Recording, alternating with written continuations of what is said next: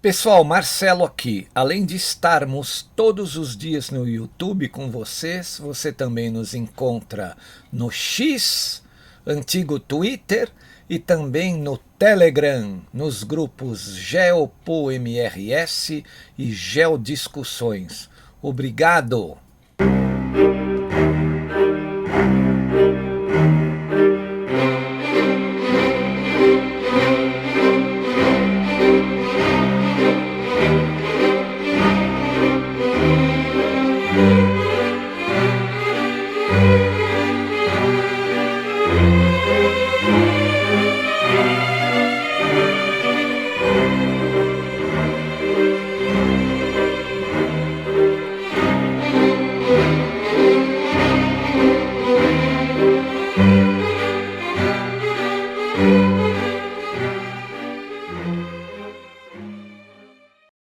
E aí, pessoal, eu sou Marcelo Rossi, o analista aqui do canal Geopolítica e Operação Retomada, né?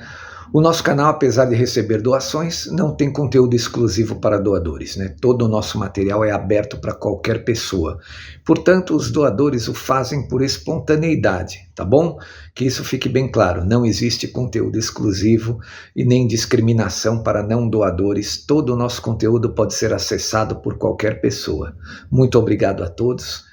Assistam aí a nova análise, espero que você goste. Valeu! E aí, pessoal, Marcelo Rossi, Geopolítica e Operação Retomada, voltando ao nosso canal neste sábado, né, 4 de julho de 2026. Pois é, chegamos ao 4 de julho, 250 anos dos Estados Unidos da América, né? A nação mais livre e democrática do Ocidente, né? Por mais que os comunistas, que o Deep State, né? Que os banqueiros globalistas tentem deturpá-la por dentro, aquele povo aguerrido, bravo, sempre encontra uma saída no final, né? Encontraram aí com o movimento MAGA do Donald Trump, né? Que não está brincando, né?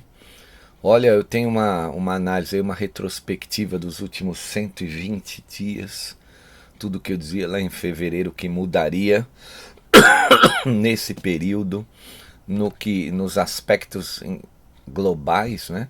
Porque muda nos Estados Unidos, uma canetada do Donald Trump não influencia lá somente, influencia o mundo todo, né?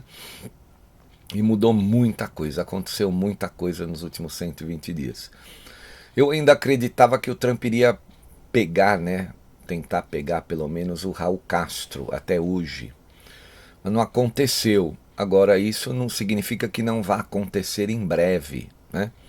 Também lá com o Maduro, a nossa análise aqui apontava que ele seria pego no Natal, ele foi pego no dia 3 de janeiro desse ano, né? A gente acreditava que ele seria pego na noite de Natal do ano passado. Eu acho que o Raul Castro ainda vai mais um tempo, mas ele, como eu digo sempre aqui no canal, é uma simbologia, né?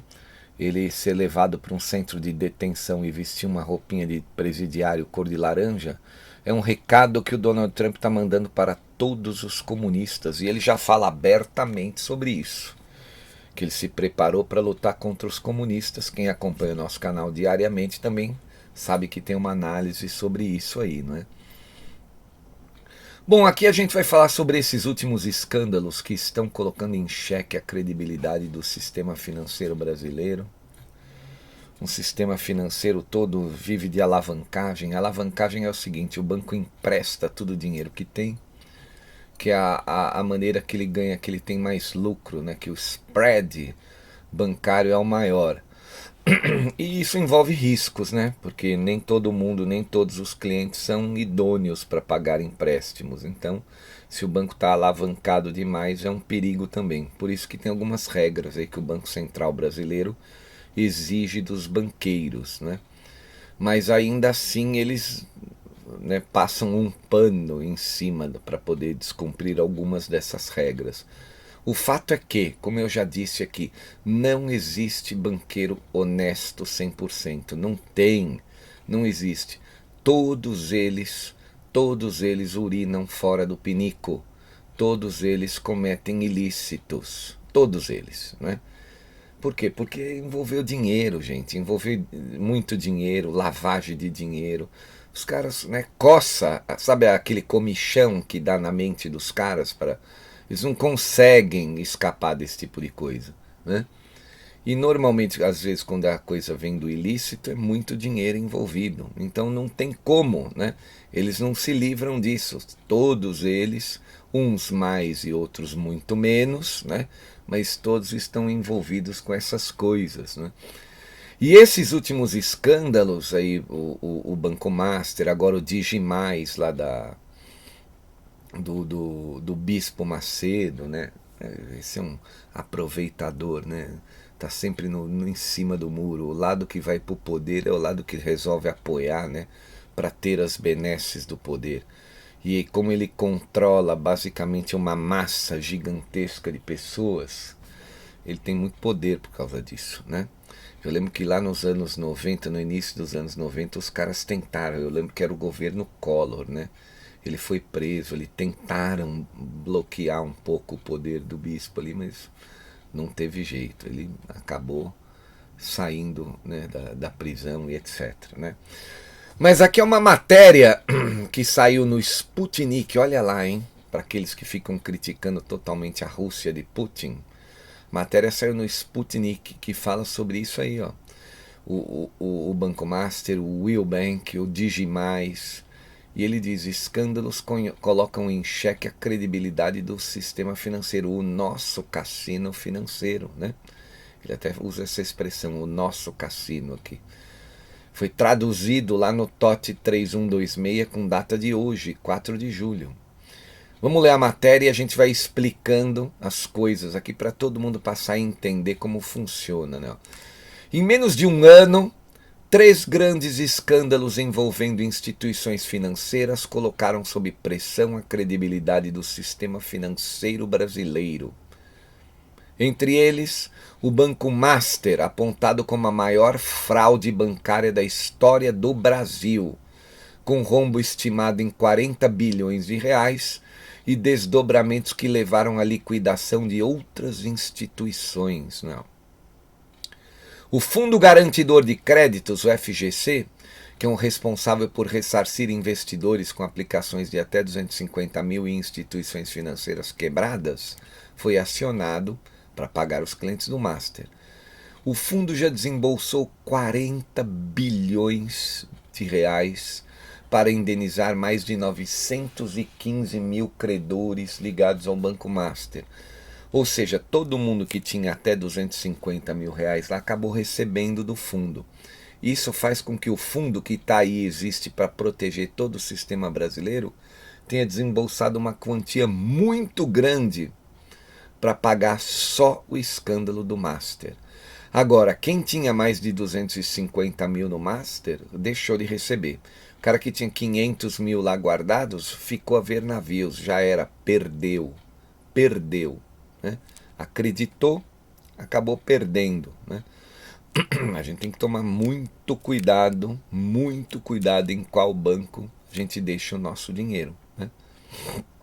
Se bem que, eu falando por mim aqui, eu tenho muito pouquinho, né? Bem pouquinho, uma poupancinha muito merrequinha ali, né? Então, não, obviamente que o medo é menor, porque eu estaria muito dentro aí dessa questão do fundo garantidor de créditos, né? Agora, imaginem vocês se muitos bancos começam a ir por esse caminho e quebram também até o fundo garantidor de crédito. Aí a gente está na roça, né? Aí a gente está perdido, completamente perdido.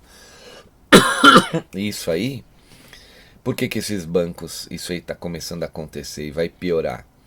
A hora em que começar a virem lá dos Estados Unidos as sanções por conta do dinheiro sujo aí das organizações PCC e Comando Vermelho, vai afetar mais ainda os bancos que estão mais enrolados com esse esquema todo de lavagem de dinheiro, né? Isso aí pode ser um duro golpe no mercado financeiro no geral, porque isso aí é como... Existe uma interdependência entre o sistema muito perigosa. guardadas as devidas proporções, é como aquela série de dominós, né, que você vai colocando de pé e você dá uma dedada, um peteleco em um, ele vai caindo e derrubando os outros. Isso é um perigo muito grande, né? É uma sombra negra nos céus do Brasil atualmente, né? Eu espero que as pessoas consigam fazer essa avaliação. Você que tem muito dinheiro guardado em banco, toma muito cuidado aonde você vai deixar o seu dinheiro, né? Isso é muito importante ter essa atenção. Então, vamos continuar lendo o texto assim, né? Ó. Quando os problemas de liquidez começaram a vir a público, aí ele fala sobre o Banco de Brasília, o BRB, Banco Estatal, esteve perto de concluir a compra do Master. A operação, porém, foi barrada pelo Banco Central. O desfecho mergulhou o Banco Público do Distrito Federal, o BRB, em sua maior crise. Pois é, e o Banco de Brasília, ele perdeu 8,8 bilhões em títulos que ele adquiriu do Banco Master. Aí ele diz aqui no texto, nesse período também era iniciada uma investigação da Polícia Federal, que para além dos negócios financeiros, revelava todos os esquemas de corrupção conduzidos por Daniel Vorcaro, que se alastraram em meio à corrupta classe política brasileira e também o judiciário. Eu vou ler de novo esse texto, vindo de um jornal russo, Sputnik, que muita gente da direita ainda tem a ignorância de falar que a Rússia é aliada do Lula, né? O que ele diz aqui? Ó? Nesse período também era iniciada uma investigação da Polícia Federal que, para além dos negócios financeiros, revelava esquemas de corrupção conduzidos por Daniel Vorcaro, que se alastraram em meio à corrupta classe política brasileira e também o judiciário. Vocês lembram o que eu disse na análise de ontem? Ouçam a análise de ontem com detalhe. Olha como as coisas elas se convergem, né?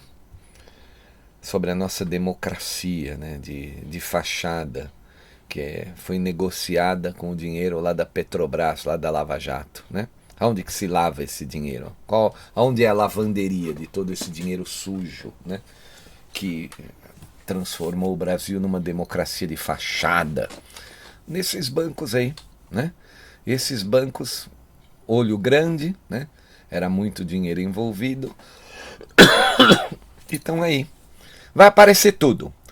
Os americanos que controlam o SWIFT, agora sob o comando do Donald Trump, ali do banco, né, do movimento MAGA, né? Isso vai aparecer tudo. Vai ser um pega pra capar. Eu vou usar essa expressão aqui, ó. Em novembro de 2025, a Justiça decretou a falência do Banco Master e no mês seguinte sua liquidação extrajudicial. A situação também afetou fortemente o Will Bank, que teve a sua liquidação decretada em janeiro desse ano. Diante do colapso dessas duas instituições, o Fundo Garantidor de Crédito, responsável por ressarcir investidores, então que tem até 250 mil, foi acionado. Desde então, o fundo já desembolsou 40 bilhões de reais e é um movimento isso muito perigoso, porque e se o fundo quebrar? Se vai mais 2, 3 bancos para esse caminho aí nem os 250 mil reais eles podem garantir, né? Imagina se isso contamina todo o sistema financeiro brasileiro. Isso aí é o resultado da corrupção, do altíssimo grau de corrupção que os comunistas transformaram o nosso Brasil, né? Veja, pela regra, né, pela regra da vida, você roubar 10 reais e você roubar 10 bilhões de reais, você é um ladrão do mesmo jeito, é um roubo, né? Só que o segundo caso, que é o caso envolvendo os comunistas, que a quantidade que eles estão envolvidos em escândalos, né? Isso aí desestabiliza uma nação inteira, né? Então, a gente está pisando em ovos efetivamente aqui nesse país, né?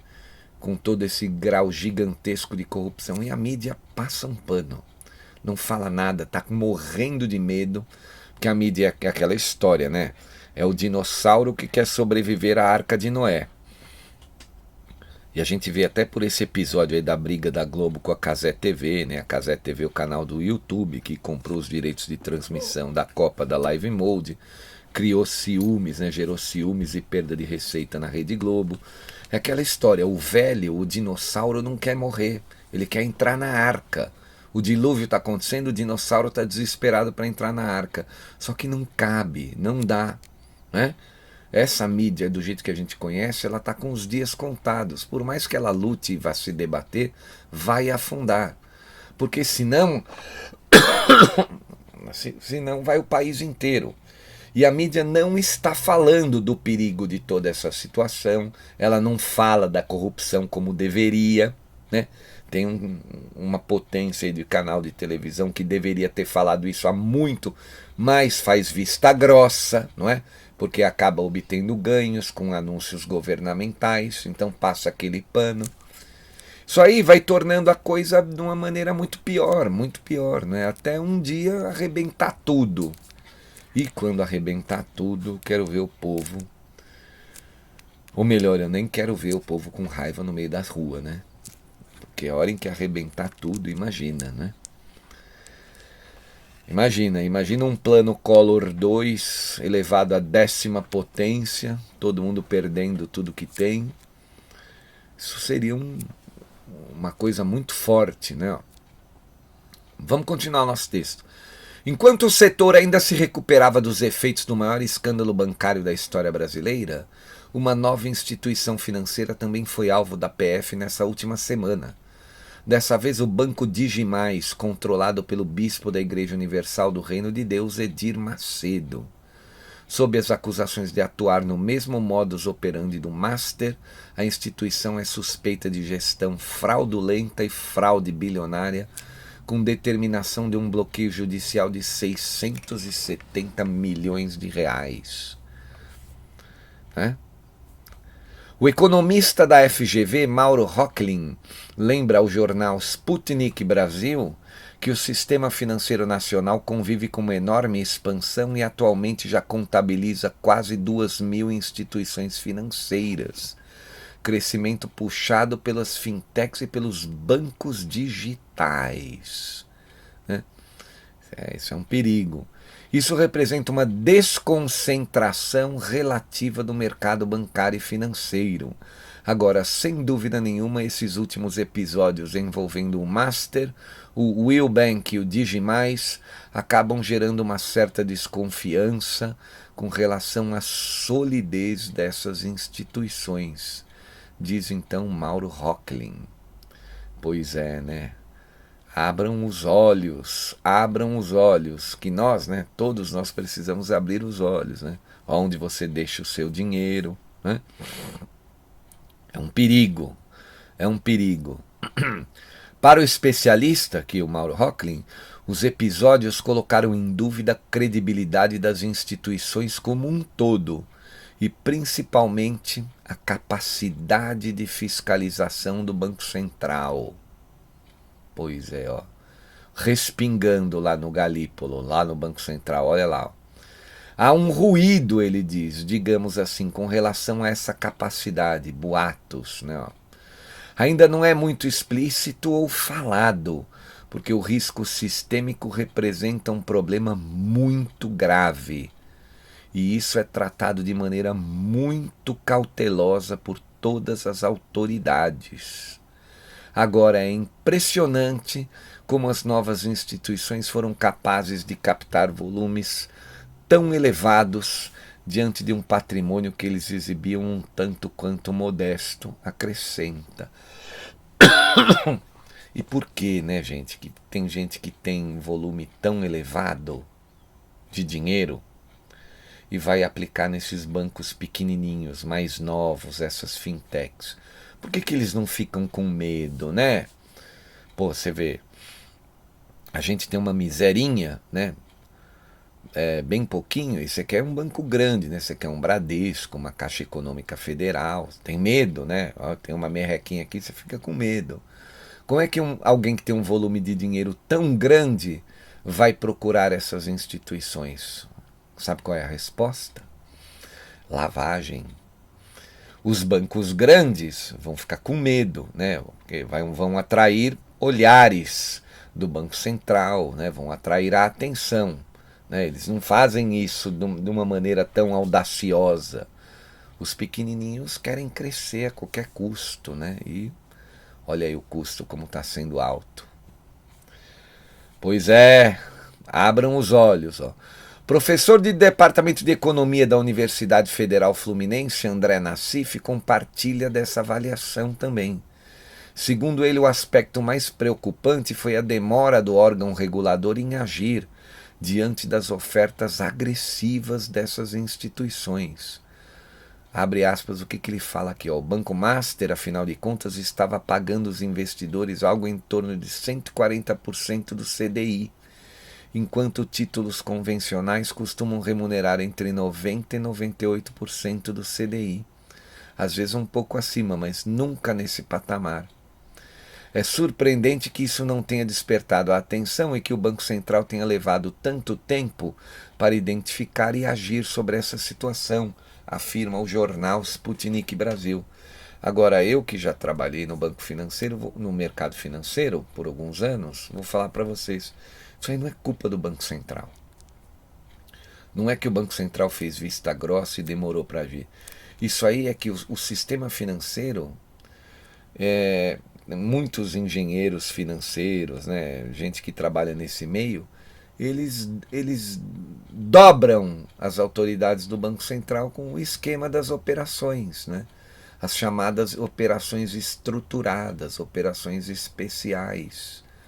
Não fica tão explícito que o cara está pagando algo que 140% do CDI que ele diz aqui, que é algo muito grande, outro vai pagar 100, é o que está pagando 140, será que ele vai honrar tudo? Mas como ele faz uma operação muito, digamos assim, sofisticada, os contratos, né, os caminhos do dinheiro, não fica tão explícito que ele está pagando tudo isso aí, que a coisa está tão aberta. O que isso significa? Né? Que o Banco Central ele tem que, ou deveria, né, contratar alguns auditores mais sagazes, talvez, né, e perder mais tempo com alguns contratos, né, principalmente nesses bancos menores, porque isso aí, como ele disse aqui no texto, pode causar um risco sistêmico para o Brasil. Né? E esse risco sistêmico não afetaria só o Brasil, não, porque esses bancos também têm conta no exterior. Se a coisa começar a ficar, digamos assim, contagiosa em grau muito elevado, a coisa vai feder muito, viu? Porque vai afetar lá fora também. É por isso que o Donald Trump está trabalhando em cima disso. Ele quer acabar com toda essa patifaria aí, indo atrás desses grupos que agora ele está considerando como narcotraficantes. Eu já disse aqui nesse canal várias vezes, não é pelo Brasil, gente. O Brasil acaba ganhando, né, com essa situação dos americanos em combater tudo isso. Não é pelo Brasil, é pelo próprio Estados Unidos da América que ele está fazendo isso. Ele não pode deixar que afete o sistema financeiro lá, não é? E esse volume, você pode ter certeza que esse volume muito grande de dinheiro em bancos pequenos, essas fintechs, esses banquinhos, né, que a gente fala, isso é dinheiro, em sua maioria, ilícito, ganho de maneira ilícita, né? O cara que ganha isso de maneira lícita, ele tem muito medo de deixar o dinheiro num banco desses. Ele vai preferir um banco mais tradicional, que está aí há 50 anos, 60 anos, né? Agora, esse volume de dinheiro, da maneira que ele é ganho, esses bancos aí, vão dar um exemplo, tipo um Bradesco, uma Caixa, um banco maior, os caras não vão aceitar, a princípio, fazer o que os caras, donos do dinheiro, querem, né? É difícil, gente, é difícil. Esse é um mercado ainda perigoso, né? Ó. Pois é. Bom, é que não dá pra gente falar a coisa muito abertamente aqui, né? Enfim, acho que todo mundo tem um pouquinho de percepção do que está ocorrendo. Então você tem que tomar muito cuidado. Você que tem um dinheirinho na sua poupança, você que lutou para conseguir esse teu patrimôniozinho aí, né? Eu tenho uma merrequinha, ela é muito merrequinha, né? Para usar se precisar de um problema de saúde, etc. A gente tem que tomar muito cuidado com isso aí, né? Porque isso aí pode se tornar efetivamente contagioso. Como ele diz aqui, risco sistêmico. Já foram 3 desses bancos em menos de um ano, né? Só acende um alerta. Olha o fundo garantidor de crédito lá. Eu não sei quanto equivale aos 40 bilhões, quanto equivale da carteira toda do fundo. Mas se bobear, quase metade do fundo garantidor de crédito, da carteira dele, foi usado só para pagar o Banco Master, né? Quase metade. Então, a gente tem que ficar de olho, né? Ser mais precavido, sermos mais precavidos, né? Quanto a essa situação. Porque esses escândalos, na minha opinião, a tendência deles é piorar, né? E por que piorar? Agora os Estados Unidos vão começar a sancionar muitas pessoas. Começaram por alguns menores, né? Aqueles que a gente nunca tinha ouvido falar o nome deles. Depois a Polícia Federal acabou indo buscá-los lá no dia seguinte. Estou falando agora, dessa última semana. E a hora em que começar a aparecer gente graúda, gente grande, banco grande talvez, envolvido no esquema, como é que vai fazer? Qual que é o risco do contágio sistêmico quando isso acontecer, né? Ninguém parou para pensar nisso. E isso vem, hein? Agora, depois da Copa, isso vem. Mas os banqueiros resolveram apostar no socialismo, né? Não puseram muito dinheiro aí na campanha do Lula. O Banco Itaú, se bobear, é um dos maiores apoiadores do socialismo, do Lula da Silva. E muita gente torce o cérebro, né? Porra, mas os esquerdistas falam tão mal dos banqueiros, né? Você pega lá o jornalzinho radical lá do sindicato, dos bancários lá, que só fala mal de banqueiro. Aquele sindicato é controlado pelo PT, né? Aquele que foi preso pela Lava Jato foi um diretor eu esqueci o nome, aquele que falava pichuleco, eu esqueci o nome dele, tinha sido diretor lá do sindicato. Aí os caras vão lá e fazem um jornalzinho atacando os grandes banqueiros, mas os grandes banqueiros financiam a esquerda, né? Então aí eu não sei se ali é inocência ou sem vergonhice. A maior revista de esquerda desse país aqui, a Piauí, revista Piauí, uma revista radical de esquerda, pertence à família Moreira Salles, né? Que era dona do Unibanco. Depois fizeram um negócio aí, o Unibanco, todo o patrimônio, toda a carteira do Unibanco passou a ser controlada pelo Itaú, né? Chamava Itaú Unibanco durante um período.